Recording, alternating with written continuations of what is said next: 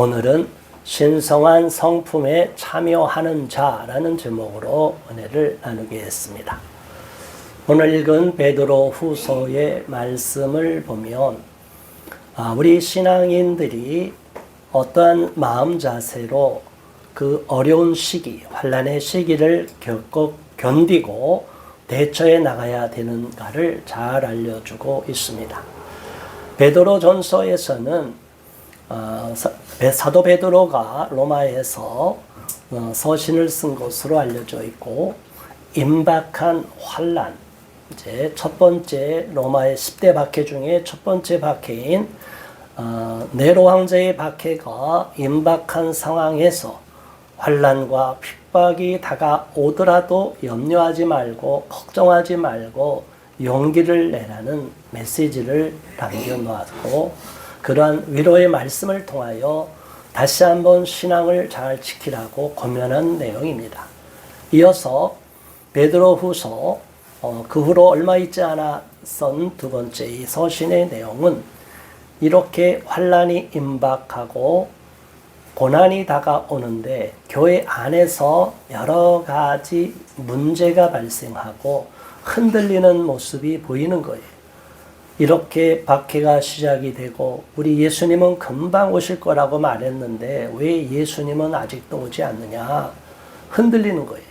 믿음이 연약해지고 안에서 잘못된 가르침, 영지주의 이런 교리들이 이상한 교훈들이 들어오니까 성도들의 신앙의 본질이 훼손이 돼가고 있는 거예요. 오늘 우리 시대를 바라보더라도 마지막 때다 라고 하는데 정말 마지막 때를 무엇으로 알 수 있습니까? 예수 그리스도 외에 다른 것을 앞세우고 적그리스도가 이제 등장하는 그 시기, 그러한 기운이 임박하는 것을 보게 됩니다.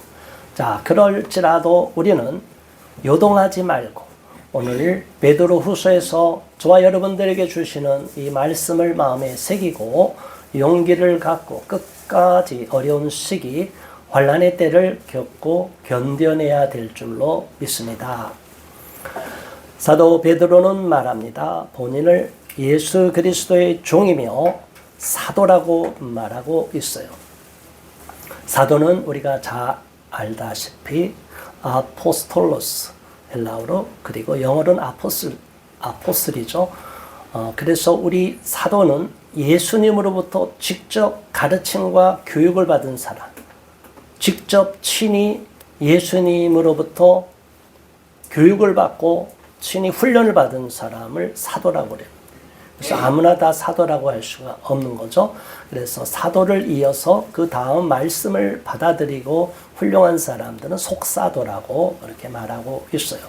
자, 본인을 사도라고 말하니까 사도 베드로에 대해서 누구도 이의를 제기할 수 없죠. 그런데 또 사도 베드로는 그리스도의 종이다라고 말하고 있습니다. 신앙인들이, 저와 여러분들이 예수님을 알고 하나님의 자녀가 되고 나서 그 하나님의 자녀가 된 것을 여러 가지로 빗대어서 표현하는 경우가 있어요. 하나님의 종이고 그리스도의 종이고 하나님의 자녀고 그리고 그리스도의 신부고 여러 가지가 이제 나타나면 우리 믿음이 약한 사람들은 이게 도대체 뭔지 헷갈릴 수가 있어요. 그런데 신앙생활을 깊이 하면서 그 깊은 의미를 하나하나 되새기면 그 하나하나가 다 성경에 나와 있는 말씀이고 그것이 우리 모두에게 하나님이 주시는 축복의 모습이다라고 생각하면 좋습니다. 시몬 베드로는 우리 하나님과 구주 예수 그리스도의 의를 힘입어 동일하게 보배로운 믿음을 우리와 함께 받은 자들에게 편지한다 이렇게 말하고 있어요. 이 사도 베드로는 어부였기 때문에 사도 베드로가 베드로 전서 후서를 쓴 것이 아닐 수도 있다고 의심하는 사람들이 많이 있었어요. 왜냐하면 이 헬라어로서 이 서신이 기록되어 있는데 그래서 5장 12절에 베드로전서 5장 12절에 분명히 말하고 있죠. 사도 베드로가 말한 것을 실로아노가 이렇게 기록했다. 대독을 구술하고 대필은 실루아노, 신라라고도 하는 그 실루아노가 헬라어에 능통했기 때문에 헬라어로 이렇게 서신이 기록이 된 겁니다. 아무튼 이 베드로는 본인을 시몬이라고 항상 붙여요. 시몬은 베드로가 예수님을 만나기 전에 옛 이름이에요. 자, 이름을 바꾼 사람들은 알 거예요. 저도 마찬가지예요. 제가 이름을 주 요셉이라는 본명을 내려놓고 주 요셉이란 이름으로 처음에 책을 낼 때도 필명으로 주 요셉, 또 영어명으로도 주 요셉, 이렇게 제가 이름을 바꾸고 나서 옛날에 친구들이나 옛사람들이 저를 볼 때 이상하게 여기는 거예요. 명함을 받아봐도 이상한 거예요. 이름을 바꾸는 것도 쉬운 거는 아니에요. 그래서 어떤 때는 그 이름을 새로운 이름으로 완전히 마음이 정리가 되면 옛 이름을 버리고 싶고 기록하고 싶지도 않고 기억나고 싶지도 않을 때가 있어요. 그런데 성경에서 보면 꼭 옛 이름과 새 이름을 같이 변기하는 경우가 많아요. 자, 베드로도 본인은 베드로다, 페트로스, 반석이라는 이름들을 갖고 있는 이 베드로다라고 얘기해야 되는데 꼭 자기도 시몬 갈대와 같은 베드로다, 연약한 베드로다, 아무것도 아니었던 베드로다. 자, 여러분, 우리 자신을 겸손하게 낮추고 겸비를 해야 됩니다. 저 역시 마찬가지로 아무리 지금 의로운 척하고 의로워졌고 사람들이 훌륭하다고 말해도 그거는 다 부족한 거예요. 저는 지난날에 하나님 앞에 다 하나님도 알고 계시듯이 예수 그리스도를 믿기 전에 부끄러운 발자취가 있었어요. 그런 모습, 이름을 갖고 있었던 그 모습, 예수님을 믿고 예수님의 보혈로 다 깨끗이 씻김을 받았지만 마음의 흔적으로서 남아있어요. 그렇기 때문에 우리는 옛날에 하나님을 알지 못했던 때의 부끄러운 모습, 정말로 하나님 앞에 인정을 받지 못하고 칭찬받지 못했던 그런 모습도 알고 자신을 겸손하게 낮춰야 될 줄로 믿습니다. 베드로와 같이 자신이 옛 모습과 새 모습을 그대로 말하는 거예요. 사도 바울도 바울이 되기 전에 사울이었잖아요. 그래서 우리는 아브라함이 되기 이전에 아브람, 사라가 되기 전에 사레, 그런 이름, 이스라엘이 되기 전에 야곱.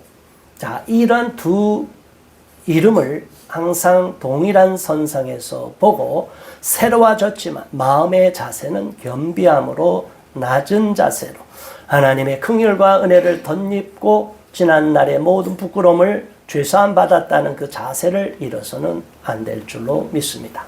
2절의 말씀을 우리가 함께 봉독합니다. 하나님과 우리 주 예수를 알므로 은혜와 평강이 너희에게 더욱 많을지어다. 아멘. 하나님을 알고 예수님을 알고 성령님을 아는 것, 이 삼위일체 하나님을 아는 것이 굉장히 중요해요. 그런데 어느 하나만 딱 잡아서 성부 하나님밖에 없어, 성자 예수님밖에 없어, 성령 하나님밖에 없어, 이렇게 하나로만 딱 구분을 지어놓으면 또 거기서 문제가 되고, 또 보니까 신은 셋이야. 그래서 셋인데 어떻게 또 하나가 될 수가 있어. 그런 식으로 또 분리를 하면 또 이게 함정에 빠져요.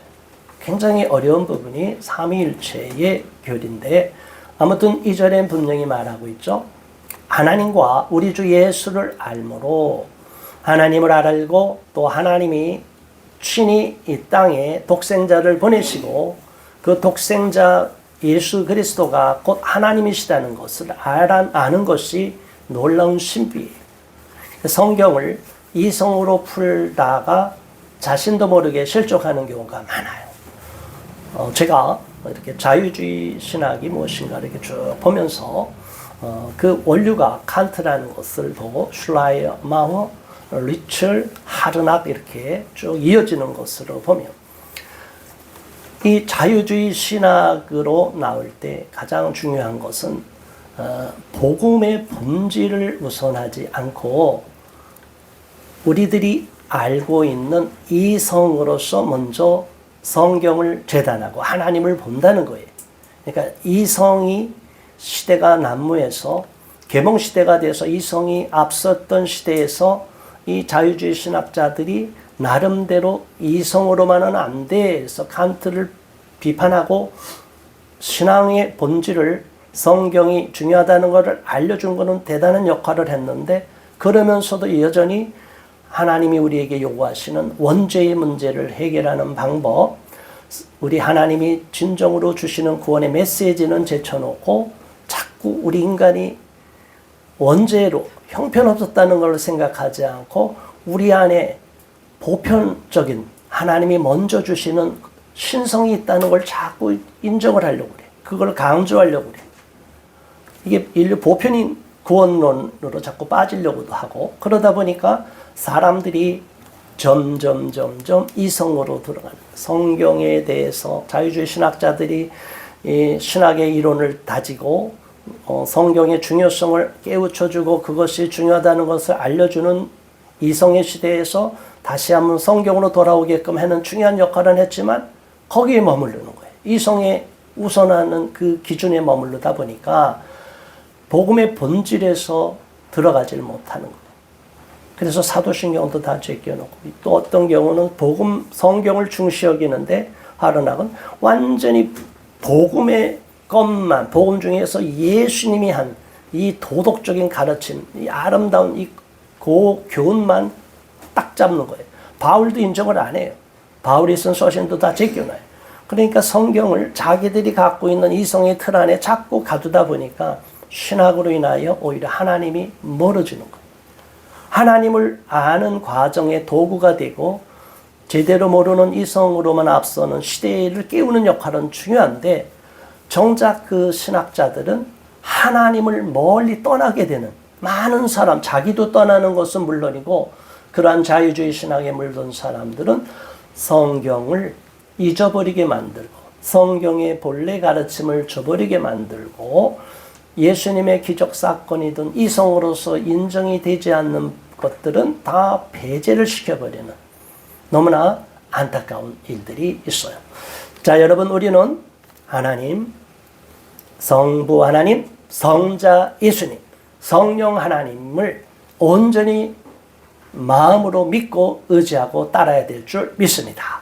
이 삼일째 하나님에 대한 정확한 개념을 정립할 수 있기를 바라요. 자, 3절의 말씀을 다 함께 봉독합니다. 그의 신기한 능력으로 생명과 경건에 속한 모든 것을 우리에게 주셨으니 이는 자기의 영광과 덕으로서 우리를 부르신 이를 알므로 말미암음이라. 아멘. 그의 신기한 능력으로, 하나님의 신기한 능력으로, 예수 그리스도의 신기한 능력으로 우리에게 생명과 경건에 속한 모든 것을 우리에게 주셨다고 하는 거예요. 우리가 경건이라고 말하면 베드로 사도도 구약의 율법을 중시 여기고 따랐던 사람이야. 유대인들의 입장에서 생명과 경건에 대한 모든 것을 안다는 것은 율법을 통해서만 안다고 그래요. 자, 그래서 제가 유튜브를 보다 보면 이제 예루살렘에서 유대인, 메시아닉 주, 예수 그리스도를 구주로 영접한 그 유대인이 유대인을 찾아가서 계속 논쟁하는 경우가 있어요. 예수님을 압니까? 이사야서 43장 압니까? 그러면서 계속 구약의 율법에 능통한 분이었고 그게 메시아가 누군지를 모르는 사람들에게 계속 논쟁을 하는데, 그것을 부정하는 사람도 있는 반면에 어떤 사람은 그래, 난 좋다, 같은 유대인이니까 얘기해보자, 엄청 박식한 사람들이 얘기하는데, 그 사람들은 모세 오경만을 얘기하는 거예요. 또 뒤늦게 이어진 구전되어진 장로들의 유전이나 어느 랍비의 그 훌륭한 말, 그 책에 의존해서 자꾸 주장을 해요. 그런데 메시아닉 주인분은 계속 성경의 말씀을 근거로 계속 얘기하는 거예요. 말씀에 비추어서, 말씀에 비추어서, 말씀에 비추어서. 그러니까 결국은 아주 그래도 열린 사람이죠. 당신의 말 나름대로 일리가 있다, 이렇게 넘어가지만 어떤 사람은 거기에서 딱 부딪혀서 서로 감정을 풀지 않고 헤어지는 경우도 봐요. 제가 왜 그런 것을 보면서 깨달았냐면, 지금까지도 모세가 출애굽해서 십계명을 받은 BC 1444년에 모세가 출애굽했다고 해요. 그래서 시내산에 십계명을 받고 그 신명기로 쫙 기록이 된 그 말씀이 지금으로부터 3,400년, 500년 전의 이야기인데, 그때나 지금이나 이 유대인들은 여전히 아직도 메시아가 오지 않았다고 그러고, 우리는 예수님이 완벽하게 예언을 성취했다고 보는데, 그들은 예언을 성취 못한 부분이 많다는 걸 들추면서 예수는 메시아가 아니라고 얘기해요. 너무 아주 깊은 내용이죠. 그래서 우리가 성경을 알더라도 아주 깊이 알아야 되는, 그렇지 않으면 유대인들을 쉽게 전도하기가 어렵다는 것을 제가 깨닫고, 또 한편으로는 어쩌면 그렇게 성경 말씀을 그렇게 많이 아는데도 진리에 대해서, 예수님에 대해서 완전히 저렇게 닫혀 있을 수가 있을까? 벽을 놓고 이야기하는 것 같이 하나님의 말씀을 인용하는데 거기에서 서로 논쟁이 끝이지가 않아요. 자, 엊그제 우리가 알다시피 선거에 부정한 방법이 도입됐느냐 안 했느냐, 이거를 갖고 논쟁이 벌어져서 엄청나게 국민들에게 지금 알려지죠. 그런데 서로가 주장하는 근거를 갖고 얘기하는 사람이 있는 반면에, 또 어느 사람은 아니라고 증거를 대발하고, 증거를 보여줘도 또 증거를 대발하고, 말꼬리를 계속 잡으면 끝이 없는 거예요. 이 논쟁, 대화는 끝이 없어요. 그런데 그것을 보는 사람들 중엔 깨어나는 사람이 분명히 있을 거예요. 그래서 그것도 나름대로 의미가 있다고 생각을 합니다. 우리가 지금 당장 복음을 전하고 그들을 논리적으로 설득을 하지 못하더라도 그것이 분명히 효과가 있듯이, 유대인들에게도 그렇게 열심히 복음을 전한, 자기 동족에게 바울처럼 그 심정으로 복음을 전하는 메시아닉 주들이 있어요. 또한 우리도 아직도 예수님을 모르는 사람들에게 진리 되신 예수 그리스도를, 구원의 복음을 전할 때 답답함이 있지만 그래도 변함없이 한결같이 낙심하지 않고 복음을 전하다 보면 언젠가는 그들에게도 구원의 손길이 펼쳐질 줄 믿습니다. 우리는 다만 전하는 것이고, 그들의 마음을 감동시키고 그들의 마음속에 구원의 역사가 일어나는 것은 하나님이 하시는 거예요. 결국에는 우리는 하나님의 말씀대로 전하는 자의 사명, 씨 뿌리는 자의 사명을만 감당하면 될 줄로 압니다. 그분은 보배롭고 지극히 큰 약속을 우리에게 주셨고, 이 약속으로 우리 자기 영광과 덕으로서 우리를 부르신 이를 알므로 말미암음이라. 자, 우리에게 생명과 경건에 대한 모든 것을 주신 하나님 예수 그리스도를 통하여 이러한 놀라운 은혜가 임한 우리는 하나님의 복된 자리에 올라간 것을 감사하고 주님을 높여야 될 줄 믿습니다. 자, 오늘 본문의 핵심적인 말씀 4절의 말씀 함께 봉독합니다. 이로써 그 보배롭고 지극히 큰 약속을 우리에게 주사 이 약속으로 말미암아 너희가 정욕 때문에 세상에서 썩어질 것을 피하여 신성한 성품에 참여하는 자가 되게 하려 하셨느니라. 아멘. 하나님께서는 저와 여러분들에게 만세전에 택정하시고 구원하시고 은혜를 베푸시고 지극히 큰 약속을 주셨어요. 주 예수 그리스도를 믿는 자들마다 구원을 받고 영생을 얻고 영원한 하나님 나라로 간다는 것을 우리는 알게 됩니다. 저는 지금 수요일 예배 때 지난 쭉 요한계시록을 쭉 은혜를 나누고 지난 수요일 날 요한계시록 22장까지 마쳤어요. 그 요한계시록을 통해서 제가 다시 보면서 다시 은혜 말씀을 전하면서 느낀 그 소감은, 하나님이 이 눈에 보이는 세상뿐이 아니라 눈에 보이지 않는, 지금은 우리 눈에 보이지 않는 그 영원한 새하늘과 새 땅도 다 예비하고 계시다는 거예요. 너무너무 기가 막히고 우리 인간을 괴롭히는 그 악한 원수 마귀도 마지막에는 불못으로 던져져서 다 영원한 지옥의 심판 받는다는 거예요. 그 이전에 잠시 1000년 동안 천년왕국이 펼쳐지고 마귀가 무저갱에 갇혔다가 돌아 나와서 그럼에도 불구하고 천년의 세월이 지났음에도 불구하고 또 사람들은 마귀의 미혹에 빠져서 결국에는 하나님을 대적하는 곡과 마곡의 전쟁 펼쳐지고 나서 마지막엔 다 심판을 받게 돼요. 자, 여러분, 인간의 그 모든 속성을 하나님이 아시고 인간의 죄악이 어떤 건지 알고 이 죄가 마귀로부터 비롯된 것도 아니까 이 사망과 죽음을 다 불못으로 던지고 원수 마귀도 다 지옥불에, 유황불에, 꺼지지 않는 불에 던지는 거예요. 영원한 심판이 있다는 것을 알면 우리의 마음은 용기를 얻게 되고 낙심하지 않게 됩니다. 아무리 환난이 다가오고 아무리 악한 세력이 와서 우리를 잡아 죽이려고 하더라도 절대로 우리의 목숨이 육체의 목숨만 해야 할 뿐이지 우리 영혼까지는 해하지 못한다는 걸 알게 되고 용기를 갖게 될 줄 믿습니다. 우리는 하나님과 더욱 연합해야 되고 예수 그리스도와 연합이 되어야 될 줄 믿습니다.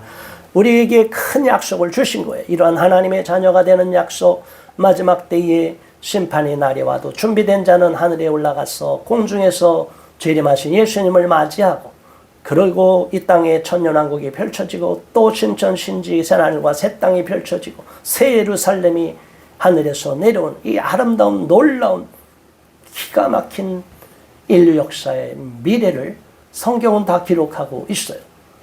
우리가 조금만 미래를 알아보는 SF 영화만 봐도 깜짝하잖아요. 몇십 년 앞만 내다봐도 대단하잖아요. 그런데 이미 성경에는 몇천 년 먼 훗날의 이야기까지도 다 되어 있다는 거예요. 기록이 되어 있어요. 그 말씀을 아느냐 모르냐가 천지차이가 되는 거예요. 저와 여러분은 시간 날 때마다 성경을 많이 읽고 또 요한계시록에 잘못 해석하는 사람들이 이단이 너무 많이 나오다 보니까 요한계시록은 무서운 책이야. 그렇게 선입견 갖고 보지 마세요. 요한계시록을 그냥 복음서를 보듯이 쭉 소리내서 읽고 눈으로 보세요. 그러면 거기에 이 땅에서 재앙이 펼쳐짐에도 불구하고 하늘나라에서 놀라운 일이 펼쳐지는 거. 아, 그렇구나. 하나님이 다 하시는구나. 이 땅에도 재난을 주시지만 또 하나님은 우리 믿는 자들에게 하나님이 놀라운 구원의 역사를 이루시는구나 라고 믿으시면 아무런 두려움이 없이 은혜가 될 줄 믿습니다. 자, 여러분, 이 큰 약속으로 말미암아 우리가 은혜를 받았는데 하나님의 자녀가 됐는데 신성한 성품에 참여하게 되는데 이걸 딱 걸리게 만들고 못하게 만드는 딱 한 가지가 있다는 거예요. 그게 뭐예요? 정욕이라는 거예요. 육신의 정욕으로 말미암아 우리가 하나님의 신령한 성품에 참여하지 못하게 된다는 거예요. 세상에서 썩어질 것을 피하여 우리는 거룩한 자의 신성한 성품에 참여하는 자가 되었는데 다시금 정욕을 못 버리면 세상으로 돌아간다는 거예요. 그래서 제가 이런 말씀을 하면 성경은 그럼 금욕주의를 주장하는 거냐? 아니에요. 금욕주의를 주장한 또 이단들도 있어요. 그러면 하나님이 우리에게 남자와 여자를 지으시고 아담과 하와를 지으시고 자녀를 출산하게 하는 그런 하나님의 생명 번성하는 그 법칙을 어그러뜨리는 거예요. 특별한 독신의 은사가 있는 사람은 하나님이 독신으로 살게 하지만 일반 대다수는 다 결혼하게 하고 이 정욕을 결혼 제도 안에서 한 아내, 한 부부가 되어서 그 안에서 해소하라고 말씀하고 축복하신 거예요. 그런데 세상에서는 그러한 가치를 잃어버리고 자기의 정욕과 쾌락을 위해서 간음하고 행음하고 결혼 제도도 파괴해버리고 오늘날 보면 너무나 많은 사람들이 결혼을 하더라도 결혼 제도 안에서 하나님이 짝지어준 이 서로 배우자에 대한 충실함을 잃어버리는 경우가 너무나 많아요. 인생의 가장 큰 비극이 뭐예요? 요즘 유행가 트로트가 유행하고 모든 세상에 마음을 울리는 노래가 다 있어요. 대부분이 뭐예요? 이별의 아픔이에요. 사랑했던 사람과의 아픔, 배신의 아픔, 잊지 못하는 아픔, 거기에서 비극이 시작이 되는 거예요. 서로 같이 사랑하자고 했는데 어쩔 수 없이 운명적으로 헤어지는 아픔도 있지만 상당수는 서로 사랑했지만 나는 또 저 사람을 상대를 사랑했지만 상대가 내 마음을 몰라주고 돌아서고 배신하고 돌아서는 그 아픔을 노래하는 노래들이 너무나 많아요. 저도 시를 그렇게 사랑은 버리는 아픔입니다. 시를 2권이나 썼어요. 책이 냈어요. 자, 여러분, 인간의 이 아픔은 사실은 극복하기가 쉬운 건 아니에요. 그런데 우리 하나님을 믿는 저와 여러분들은 믿음 안에서, 신앙 안에서, 하나님의 품 안에서, 그리스도의 품 안에서 이런 아픔도 승화를 시켜야 될 줄로 믿습니다. 이걸 승화를 못 시키면 여전히 죄 가운데 머물게 돼요. 하나님의 품 밖에 떠나서 다른 사람을 마음 놓고 한 사람에게 충실하지 않고 이 사람 저 사람을 동시에 사랑하는 사람을 누가 인정해 줄 수가 있어요? 그런 바람둥이 바람녀를 누가 인정해 줄 수가 있어요? 그 배신하고 상대방에게 그 못을 박는 거예요. 평생을 눈물 지게 하는 거예요. 그렇게 아픔을 주는 모든 그 근원은 정욕이라는 거예요. 자신의 정욕을 절제하지 못하는 자들, 그 정욕을 더 극대화시키기 위해서 마약을 하지 않나, 약물을 하지 않나, 온갖 더러운 죄에 빠지는 그러한 어리석은 인생들이 많은데, 우리는 절대로 그러한 정욕으로 인하여 신의 성품에, 신성한 성품에 참여하는 그 자격을 잃어버리는 어리석은 자가 되지 않기를 주님의 이름으로 축원합니다. 5절의 말씀, 5절부터 6절, 7절 쭉 이어지는 말씀을 우리가 한 번에 쭉 봉독합니다. 그러므로 너희가 더욱 힘써 너희 믿음의 덕을, 덕의 지식을, 지식의 절제를, 절제의 인내를, 인내의 경건을, 경건의 형제우애를, 형제우애의 사랑을 더하라. 아멘. 우리 믿음의 사람들에게 7가지 단계로 쭉 이어서 우리에게 요구하는 내용이에요. 첫 번째는 믿음이라는 거예요. 믿음이 없으면 아무것도 해결이 안 돼요. 저와 여러분이 정말 하나님을 믿습니까? 하나님이 나를 위해서 독생자를 보내시고 그 독생자를 예수를 마음의 구주로 영접하고 주인으로 모시면 우리가 영생을 얻고 하나님의 자녀가 되고 천국을 가는 것을 믿습니까? 그러면 그 믿음을 잃어서는 안 돼요. 그 믿음을 더욱 강화시켜야 돼요. 우리 하나님과 더욱 돈독한 믿음을 유지해야 되는 거예요. 그런데 믿음을 하다 보면, 믿음은 자신의 믿음이 충만하다 보면 상대방이나 타인이 우스워져 보이기 쉬워요. 나는 이만큼 믿음이 있는데 돌아보니까 나만한 믿음이 없다. 그러면 상대방을 조금 폄훼하고 우습게 여길 수가 있어요. 그래서는 안 돼요. 그래서 믿음에 있는 사람은 덕을 갖춰야 돼요. 덕스러운 모습을 보여야 된다. 우리 믿음의 성도들은 믿음이 좋아져야 되고 믿음이 좋아진 상태에서 덕을 갖춰야 될 줄 믿습니다. 저 사람은 덕스러워. 저 사람만 보면 마음이 편안해. 어쩌면 저렇게 온화하고 저렇게 덕이 넘칠까. 우리가 이렇게 이웃에게도 크리스찬으로서의 빛을 보이고 그들이 말을 하지 않아도 우리 행실을 통해서 깨닫고 감동을 받을 수 있도록 하기를 바랍니다. 또 더 나가서 이렇게 덕은 좋은데 더 나가서 믿음도 좋다고 하는데 덕도 있는데 지식이 부족할 경우가 있어요. 어떤 경우는 덮어놓고 그냥 맹목적으로 믿고 맹목적으로 모든 사람을 다 인정하고 그래 그 사람 말도 맞고 이 사람들도 맞아. 모든 사람이 다 좋아야지. 좋은 관계를 맺어야지. 사람과의 관계, 이웃과의 관계가 중요하니까 이건 신학자들도 그렇게 얘기하는 거예요. 사람과의 이 관계가, 이웃의 관계가 중요하니까 하나님과의 직접 관계보다 그게 더 중요하다고 여기면 이게 신학이 변질이 되는 것처럼 우리의 신앙이 사람과의 관계에서만 자꾸 머물다 보면 안 되니까 더 나가서 지식이 있어야 된다. 덕에다 지식을 더 갖춰라는 거예요. 이 지식은 그냥 세상의 지식을 말하는 게 아니죠. 하나님의 지식, 하나님 말씀에 대한 지식, 구약성경과 신약성경을 확실하게 정확하게 알으라는 거예요. 신학적인 지식을 많이 알라는 건 아니에요. 그건 참고사항이고 본질은 구약성경과 신약성경, 하나님이 주시는 신구약성경에 그 주시는 온전한 복음, 그 말씀을, 하나님의 말씀을 능통하고 그 말씀의 풍성한 은혜를 받는 저와 여러분 되기를 바랍니다. 그래서 성경 말씀을 읽기를 즐겨하고 더 많은 말씀을 암송하며 하나님께로 가까이 나가야 될 줄 믿습니다. 자, 이제 지식의 단계를 넘어가면 또 함정에 빠지는 게 뭐냐면 이제 믿음도 좋아요. 덕도 좋아요. 인정도 받아요. 거기다가 하나님 말씀의 지식도 넘쳐요. 그러면 우리도 모르게 절제하지 못하고 막 나가는 경우가 있어요. 교만해질 수도 있어요. 그렇기 때문에 그 다음 단계에서는 절제를 하는 것이 중요하다. 신학을 공부하는 우리 신학생들, 처음에 목회자들이 신학 과정을 할 때 처음에는 말씀만 알다가 신학 지식을 알고 또 성경도 신학자가 주장한 다양한 그런 주장 속에서 주석 속에서 이제 성경을 보다 보면 이제 지식이 많아져요.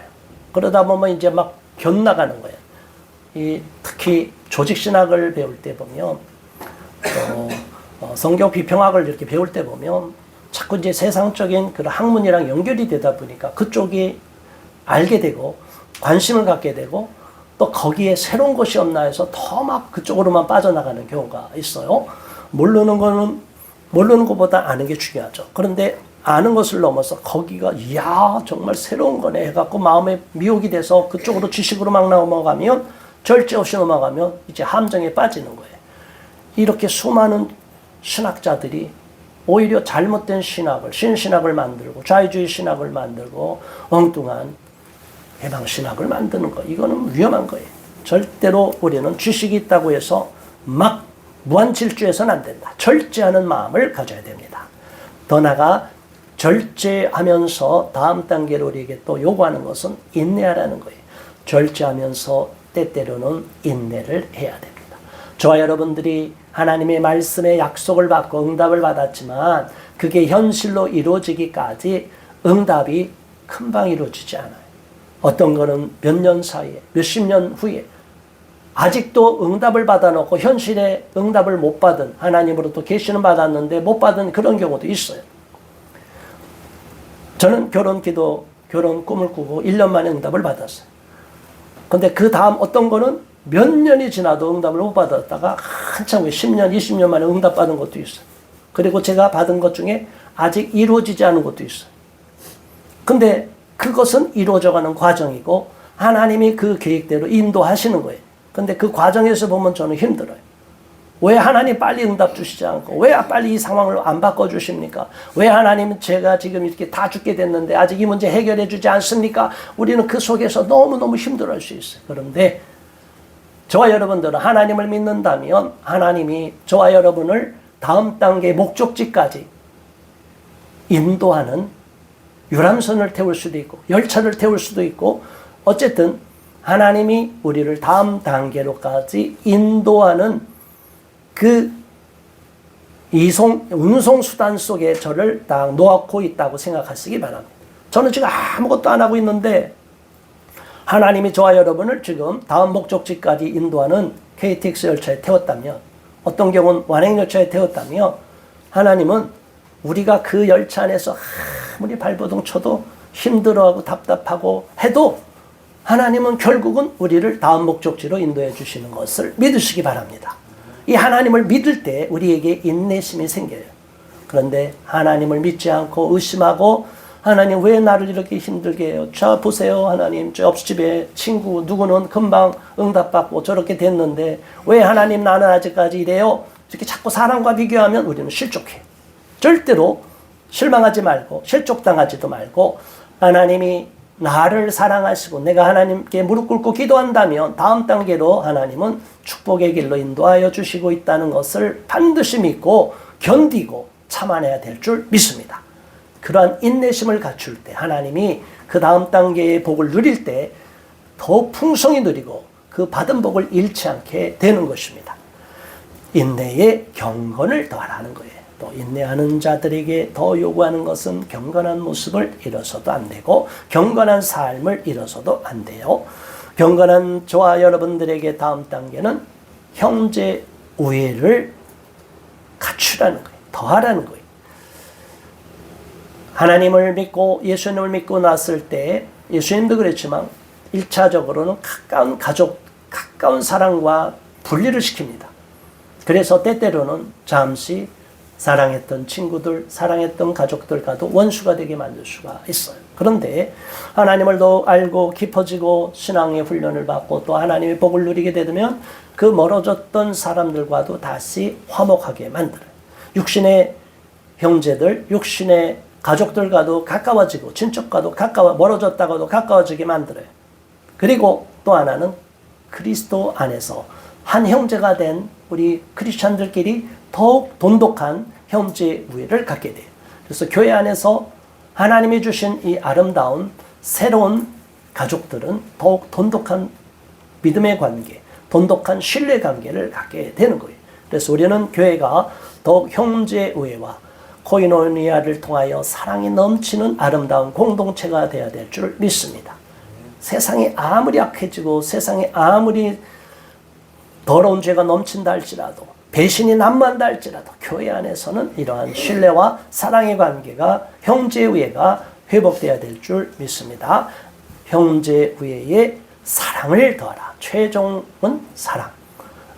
여기서 말하는 사랑은 예수 그리스도께서 친히 십자가에서 자기 몸을 내던지는 사랑, 목숨을 바치는 사랑, 타인을 위하여 자기의 것을 다 버리는 수 있는 사랑, 이런 아가페의 사랑을 우리가 갖춰야 될 줄 믿습니다. 8절의 말씀, 8절 9절 함께 봉독합니다. 이런 것이 너희에게 있어 흡족한 즉 너희로 우리 주 예수 그리스도를 알기에 게으르지 않고 열매 없는 자가 되지 않게 하려니와 이런 것이 없는 자는 맹인이라 멀리 보지 못하고 그의 옛 죄가 깨끗하게 된 것을 잊어버렸느니라. 아멘.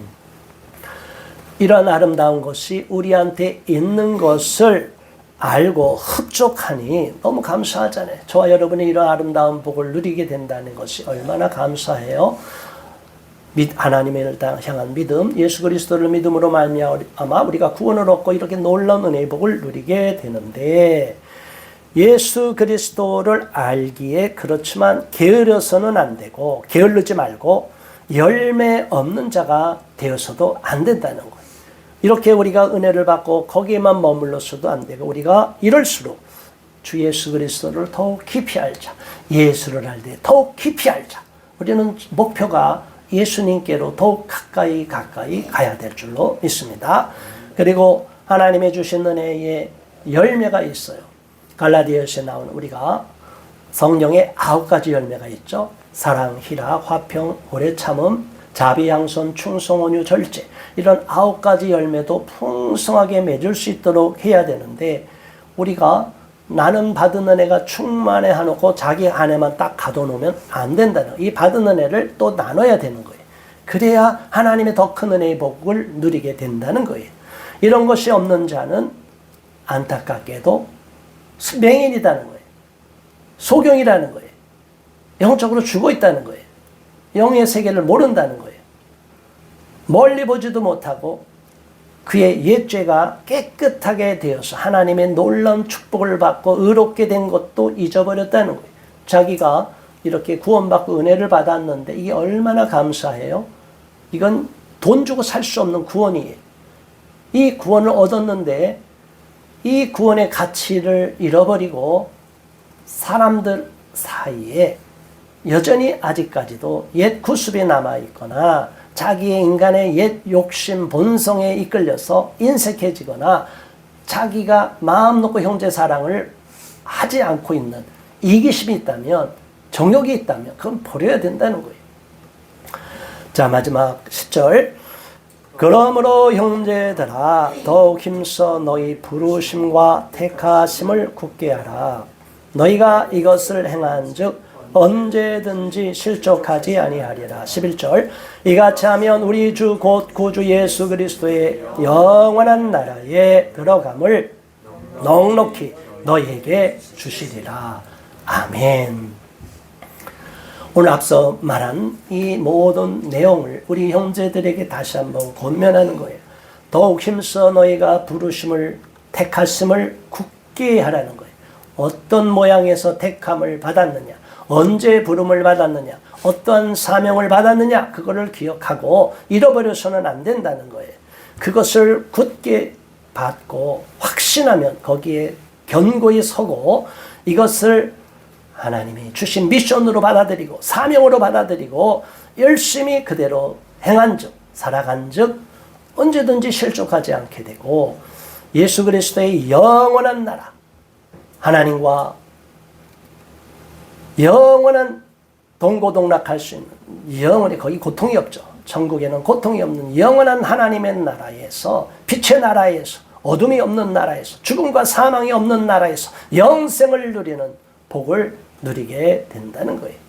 저와 여러분은 오늘 말씀을 통해서 예수님을 알고 구원을 받은 것에 머무르지 말고 그 다음 단계로 계속 인도하는 과정을 잘 이행하시고 믿음의 덕을 덕의 지식을 지식의 절제를 절제의 인내를 인내의 경건을 경건의 영주를 이렇게 하고 성령의 9가지도 열매도 맺고 그리함으로 우리 안에 신성한 성품이 더욱 풍성해져서 영원한 천국, 예비하신 천국, 약속하신 영원한 하나님의 나라에 입성하는데 아무런 어려움이 없도록 우리 하나님께 영생을 누리는 복을 주시는 그 복을 빼앗기지 않도록 주님과 영원토록 동행하는 저와 여러분 되시기를 주님의 이름으로 축원합니다.